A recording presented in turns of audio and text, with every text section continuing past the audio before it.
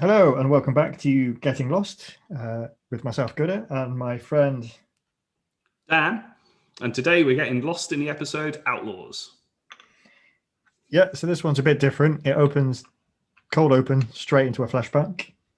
Yeah, quite a serious flashback as well. Yeah, quite a brutal. Yeah, It's just like if you were tuning on for the first time, like, okay, what's that? And it's quite good because while it's very brutal and very because of its cold opening nature, you pretty quickly go, oh, I know what this is because of what you've already learnt.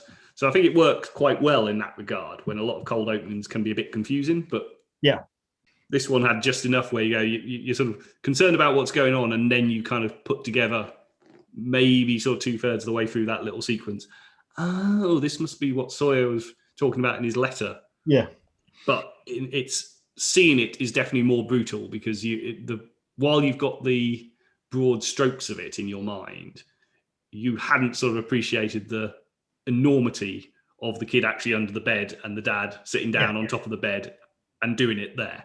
yeah. This is a really young boy whose dad has just shot his mother and then committed suicide, right in the room. Yeah, and I think this episode is interesting because I think possibly this is the first episode for me which is really more weighted towards the flashbacks than it is anything else. I think we've had episodes where it's been kind of fairly evenly weighted, but for me, this is the one I think where the first one for me where it's really heavily weighted into the flashback is the important part of. Yeah, I would agree with that, and that in part that's because the sort of plot on the island is almost back to how we kind of viewed a few of the earlier episodes where you had a kind of flashback plot, an island plot, and then a sort of comic relief other plot going on. This one, the main plot on the island is effectively the comic relief plot with all of the sort of misadventures with the boar. And so that's never going to be something that progresses you in terms of any of the mysteries or any of the other bits and pieces. And so, yeah, it very much was the focus on the flashbacks. I don't know, I didn't sort of count them, but sort of thinking about it, I kind of feel like there was maybe more flashbacks as well. Yeah, well, the flashbacks are definitely pretty long, most of them, or a couple of them are pretty long because you have you have a couple of shorter ones. You have obviously the opening one, Yeah, quite short. Then I think the one with Robert Patrick turning up, yep, is relatively short. But then the kind of after that they get longer, and it kind of ends. And then towards the end, you have the sequence where Sawyer encounters Jack's dad. Yep, and that's quite a long. That's quite a long sequence. So yeah, I haven't gone back and counted minutes or counted number of incidents, but it definitely felt that way, that it was not just weighted because of the interest angle, but I think there was just more. I think you also had the fact that as well as the main flashback sequences, you had the flashback to the child sequences as well, because that's repeated again a bit slightly altered midway through. So you haven't just got the single plot line, you've actually got two separate plot lines, even though the second one is smaller and shorter in duration, which probably contributes to that to some extent. And I think it is that conversation with Jack's father that's kind of the crux of it, because that kind of gets highlighted at the end where Jack sort of reuses one of his dad's phrases. Yeah, the Red Sox will never win the damn series. Yeah. So, and it's all basically tied into this idea that, people turn out the way they are because of fate and not because of the choices they make. Oh, okay. See, I wouldn't have pegged that necessarily. Because the way sort of Jack describes it is he says, "Oh, that's what my dad used to say," and it was because my dad was saying that he was the way he was because of fate, not because of choices he made. He was just destined to be who he was. I think you could view it that way, but I think I viewed it. Well, it's not completely different, but I viewed it as having a slight punishment angle to it. Right? So yeah, that's interesting. It's a case of you are the way you are because fate has caused this as a result of something you have done in the past. Was kind of my reading of it. So like the Red Sox thing is a sort of fairly famous sporting. I'm not sure what you call it as, but it's the curse of the Bambino. It was basically that the Red Sox sold Babe Ruth, and as a result, because they sold Babe Ruth and had no consideration for the game, they were never to win a World Series again. Fun fact, they have actually recently run a World Series, I think in the last 10 years or so. But I guess it's one of those things, isn't it? Like there are two different interpretations, I guess, that are actually given to you in the episode, because there's the way that Jack's dad uses it is probably more the way you've looked at it. It's not. I think the key thing for me is not that it's. I don't think Jack's dad, or even Sawyer or Jack himself, are viewing it as, oh, it's completely out of my control. It's just fate. They're viewing it as, it was under my control, but I've already made the decision a long time ago that has influenced this, and that is what's caused me to be in this situation now. Yeah, I think that's probably. I would say that's the way that Jack's dad and then Sawyer initially thinks of it, and I think Jack's take on it is just, this is what my dad used to say as a way to excuse himself for being an asshole, basically. Yeah, that's probably fair. Because I did like it as a sort of thing that, like, it was a good connecting phrase. It was a sort of thing where it served the purpose of giving the link, where allowing Sawyer to make the link between, oh, that was that guy in the bar, that's Jack's father, because it's not that common a phrase. Yeah. But it also gave a sort of an insight into the character. I mean, the whole sequence in the bar was really crux in terms of it kind of supported my sort of view of Jack's dad's, is Christian, is that his name? I think it is. Yeah. View in that, yes, he is a terrible parent and all the other bits and pieces that make him a terrible person. But in his own way, he is trying to do the right thing. And it's like he's doing these things to stop Jack being like him, just to avoid the same fate, to avoid the curse of the Bambino being on Jack. Yeah.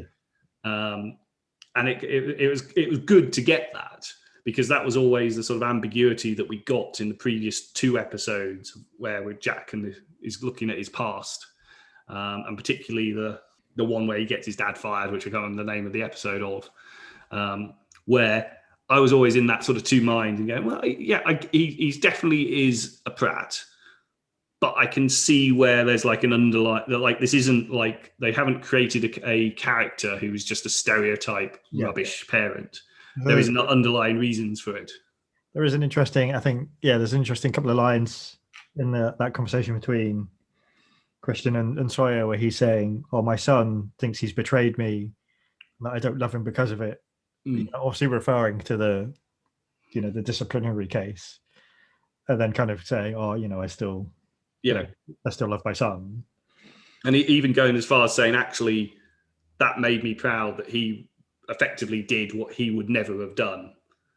And he knows that was the right thing. Yet he's still in this spiral that he can't pick up the phone and is just going to drink himself to death.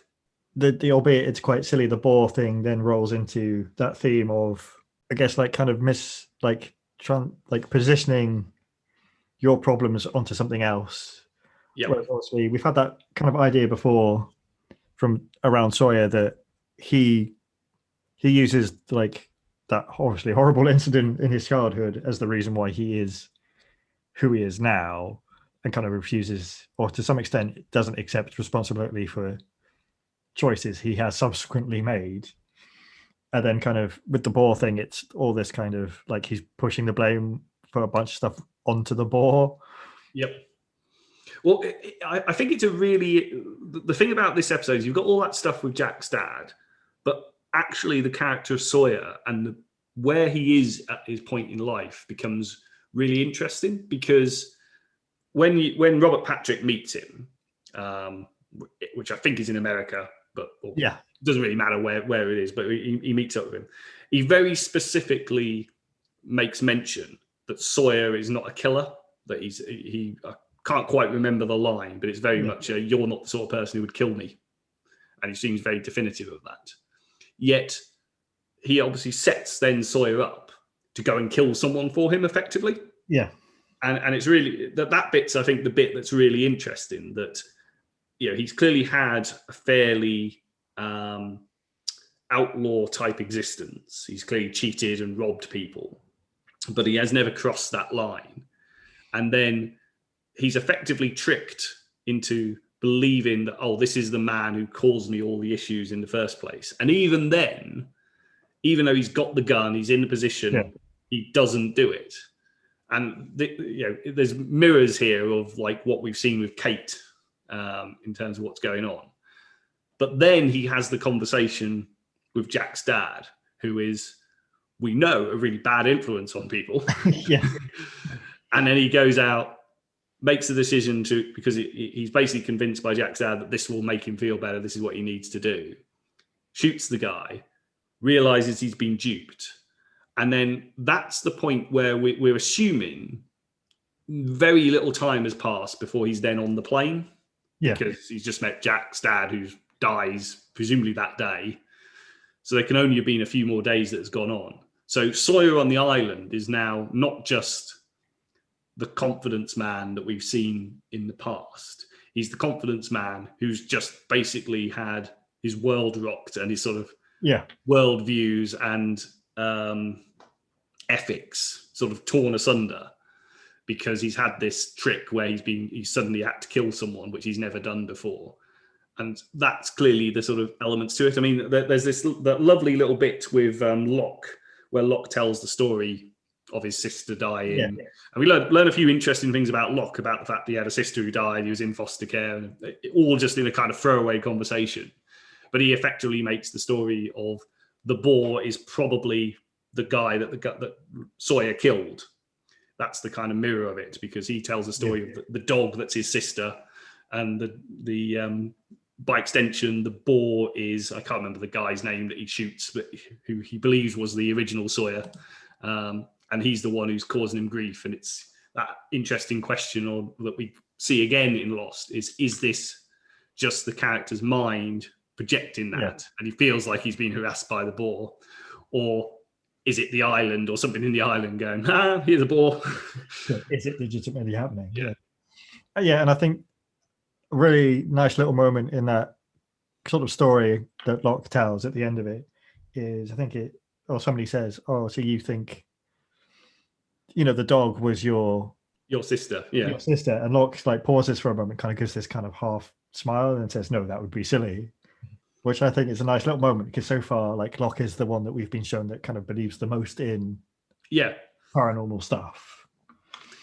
And there's that, but even like the line after that where he says, but something like, the key thing was my mum thought it. But she thought it was, and that again, you've got the interesting thing where he hasn't believed it at that point, but he's kind of hitting the nail on the head about the possibility that this is that person's own journey, and that person will find the meaning or the importance that is important to themselves, which obviously in this case transfers directly onto what we see with Sawyer and the boar, and the mirror of Sawyer going to kill this guy who he thought was the guy who killed caused his mother and father to be killed, to him finally tracking down the boar and then not shooting it, which is the sort of redemption type storyline where it's like, oh, if we believe this is like the boar is the reincarnation of the guy, then this is the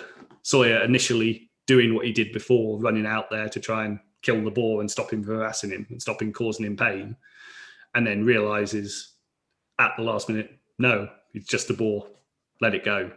And then it's kind of capped off with the at the end with Sawyer returns the gun to Jack.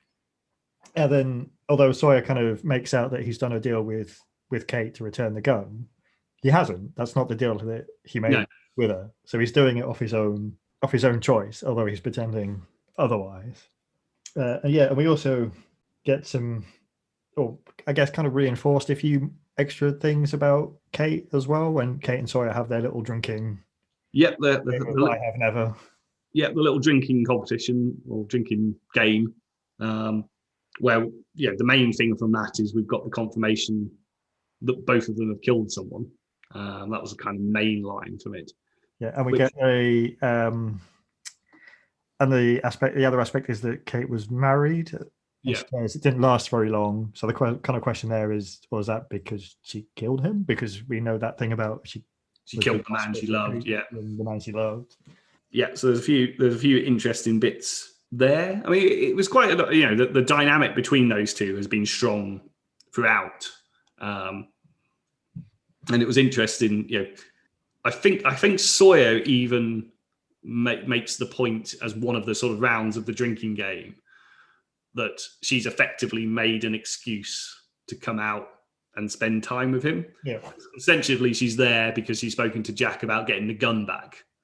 And, at the beginning, she's sort of, I want carte blanche. I want something from you, and doesn't say what it is, which, the implication is, she's basically doing it to get the gun back. But it's quite clear that's not really, maybe it is some of the motivation, but it's clearly not all of the motivation. And Sawyer deliberately points that out as part of one of the rounds of the drinking game. I can't remember what exactly he says, but that's interesting to see that sort of continue. Yeah, and another thing to go back from, it's something you've mentioned a few times, where it's like the reasons people were on the flight and whether it was in their control or not. And again, this is another one where it wasn't arguably not Sawyer's decision, because he's been tricked to go to Australia. He's not gone honestly of his own choice, if you know what I mean.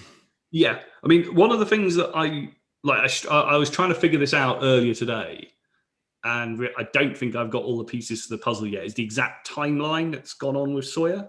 So we know he's clearly gone to Australia and hasn't been there for that length of time, because he basically just goes and gets a gun, finds the guy, doesn't shoot him. Then he meets Jack's dad on what we assume is the last night that Jack's dad lives, because he meets him when he doesn't have his wallet. And earlier, it's certainly earlier that day, because I think you kind of see it's daytime, I think, go in the bar or something. Yeah, but certainly that day, yeah.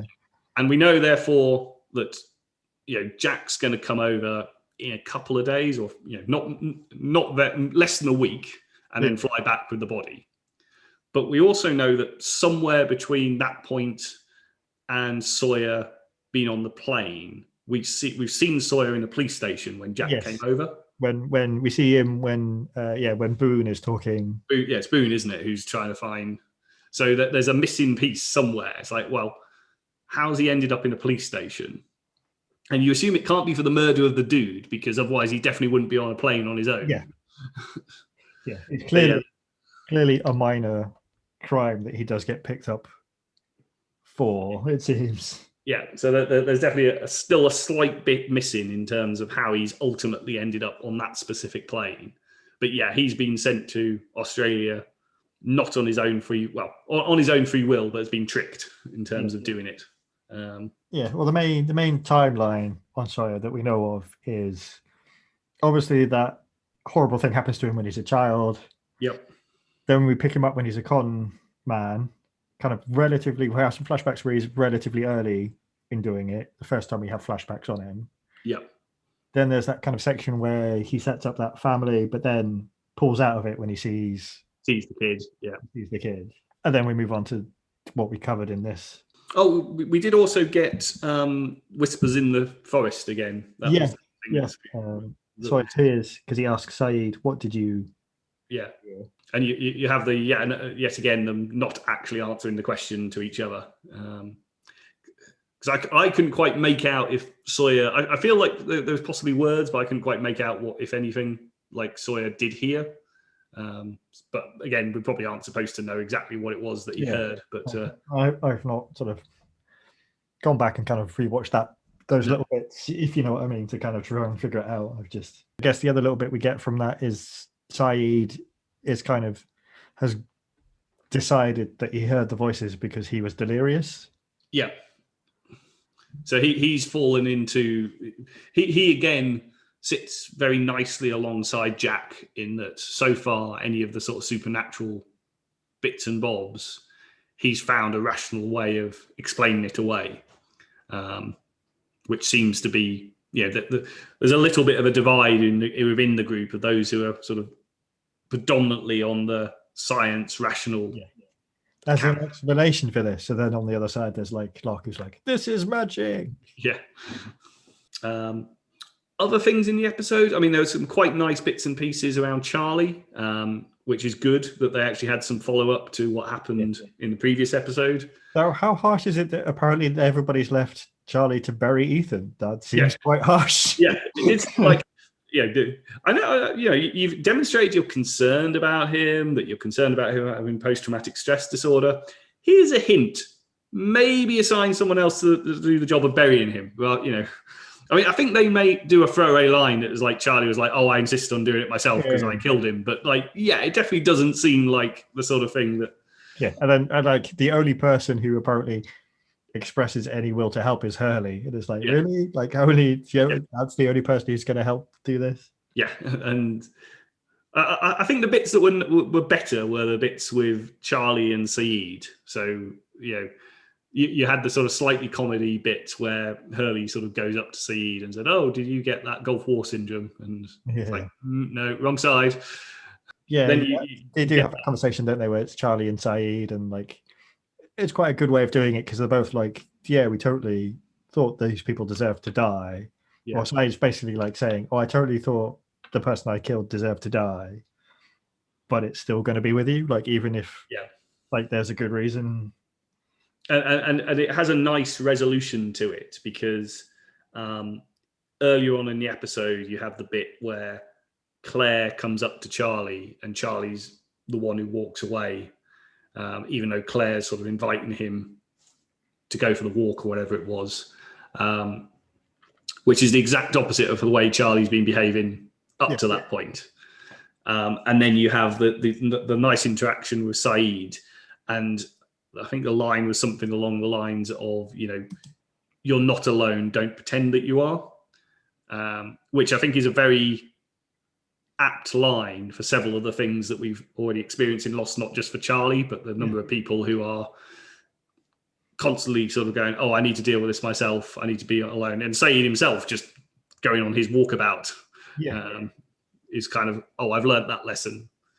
And he's imparting it back to Charlie. And there's several other characters, Jack in particular, who sort of need to learn that particular one.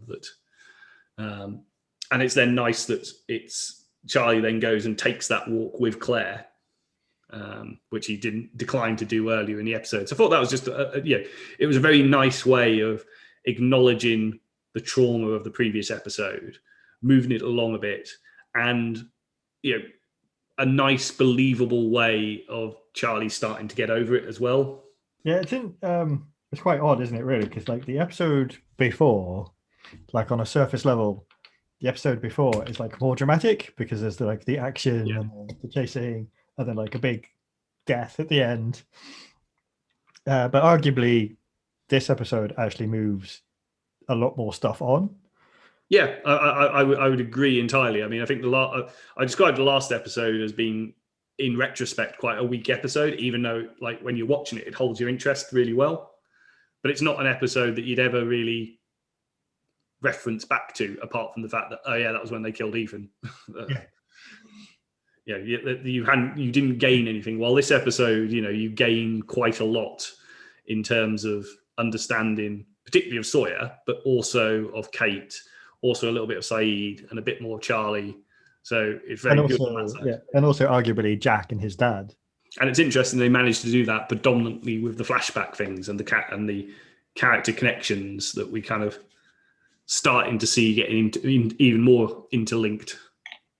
I mean, one of the ways you could view it, which literally just occurred to me, is that if Sawyer hadn't gone into that bar and bought the bottle of whiskey, which Jack's dad was then able to drink, would Jack's dad have died of a heart attack that day? Yeah. And if Jack's dad had not been there, would Sawyer have then gone and killed that guy? Yeah. Which I guess kind of leads into that whole kind of question of, are all of these things coincidences, or are they all being kind of manipulated in some way? Yeah, it's the interest in, this has had to happen in order for this to happen. And it's always, I always find those sort of things interesting to think about, but you always kind of have to remember at the same time, you're experiencing this reality, And so all of the things that led to that reality make sense because that's the one you've got. Yeah. That meeting hadn't happened. Jack's dad hadn't died. Sawyer hadn't killed that person. It's entirely possible that Jack and Sawyer wouldn't have been on the plane, but 2 other people would have been on the plane. And thinking about it, it'd possibly be one of those episodes where if you're primarily invested in the more mechanical plot elements, like the mysteries, you might see it as a bit of a time wasting. Yeah, it doesn't move any of the, in inverted commas, mechanical plot elements forwards. Yeah, but it has a lot of characterization. That's one of the things that's like for me watching it for the first time is quite interesting, and that like after watching 2 episodes ago where Claire returns, I was immediately like, oh, I want to see what happens next. I want to find out more of the what you've described as the mechanical plot mystery type elements to it. And then that previous episode, Homecoming, I was like, oh, okay, nothing really happened there. And then you get this one immediately after it, and you're like, nothing really happened there. So in terms of that, it definitely has slowed things down.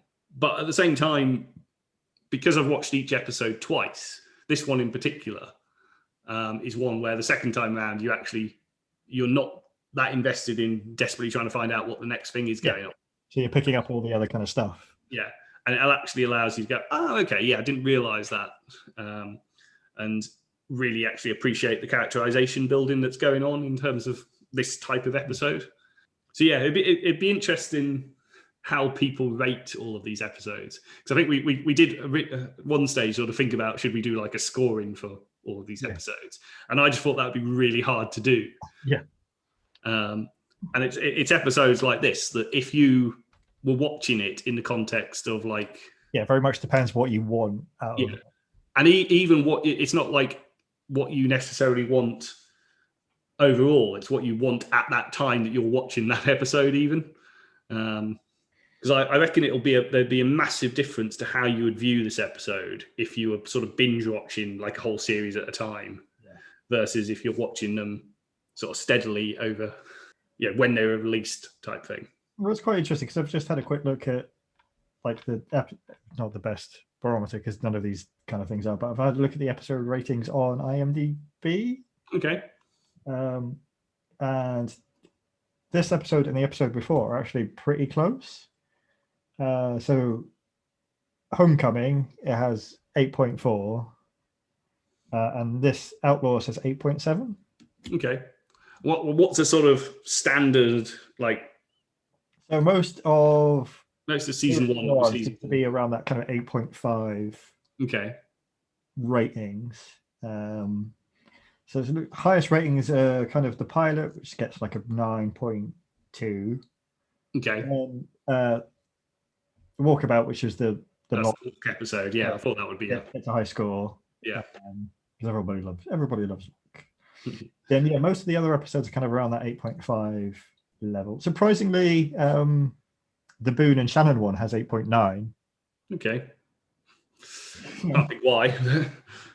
And then kind of through the rest of the series, everything's pretty much the same. And without there's a couple of episodes which have higher scores that you would expect, like the end of season, without me kind of giving away which episodes have like big stuff, big reveals and stuff like that. Yeah, but no, I can see that. I can definitely see how this episode would be frustrating for some people, and indeed was slightly frustrating for me. But it does that thing that you said you most appreciated about Lost, that people don't necessarily leap on, is the whole characterization of. I think there are a lot of really interesting characters in it, and the way they kind of build them up is really interesting to me. Also using that kind of flashback.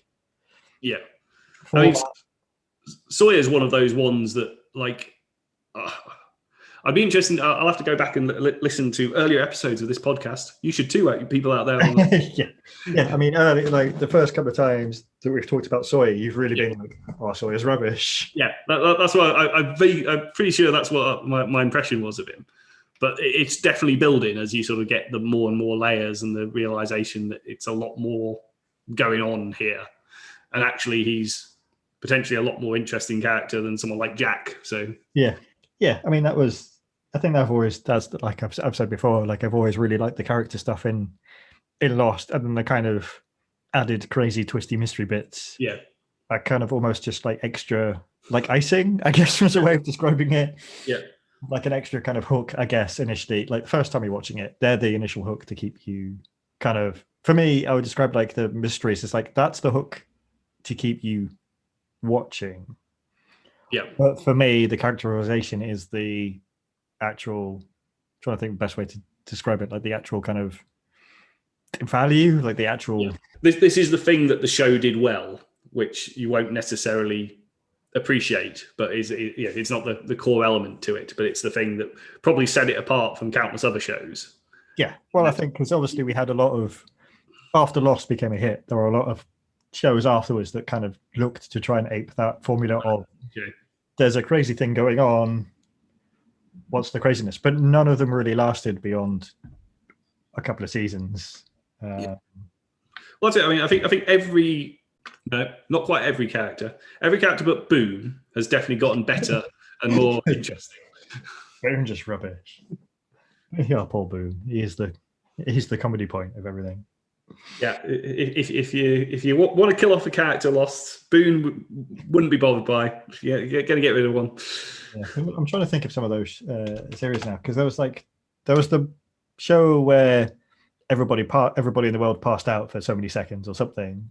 Oh yeah, yes. That was a definite like Lost kind of copy.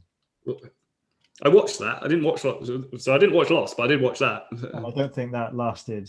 It got cancelled, I think, either after season 1 or season 2. And then you had things of a similar vein were like the is it Flash Forward? Flash Forward, yeah, where everything just sort of everyone missed so many minutes, and it was trying to find out what happened. Then there were things like the random people with superpowers who turned up. I can't remember what that was called. Heroes?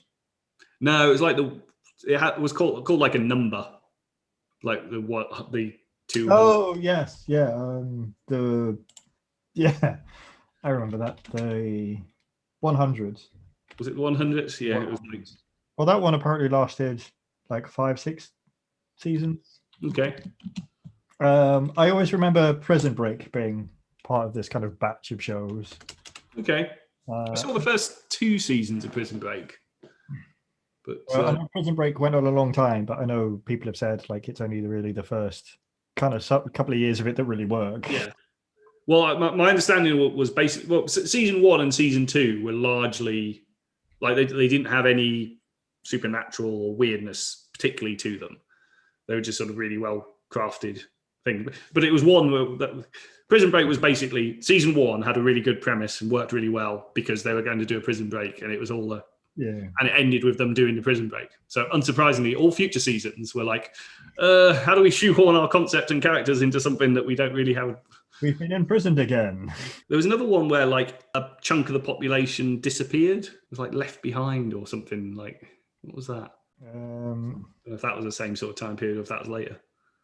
There's definitely, don't know if there's definitely like a series of books which are called Left Behind, which is like the rapture happens and it's about the people who get left behind. Yeah. Okay. Maybe I'm thinking of that. But yeah, there was like a bunch of people or a bunch of kind of things that seem to try and go for that Lost zeitgeist moment. Yeah. See, I wouldn't have made that connection having not watched Lost. So yeah. So that was episode 16, Outlaws.